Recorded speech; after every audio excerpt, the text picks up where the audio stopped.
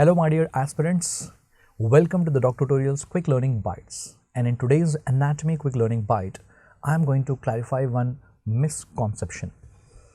Along the lesser curvature of the stomach, we have got like two arteries. One is the right gastric artery, another one is the left gastric artery.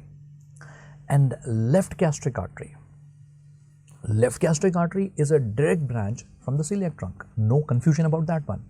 But most of the students are confused with the right gastric artery.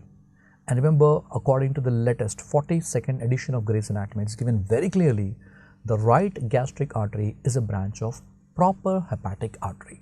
Remember, I repeat again, right gastric artery is a branch of proper hepatic artery. And we all know proper hepatic artery in turn is a branch of common hepatic artery, and common hepatic artery is one of the major branch from the celiac trunk. So please remember that right gastric artery is a branch of proper hepatic artery.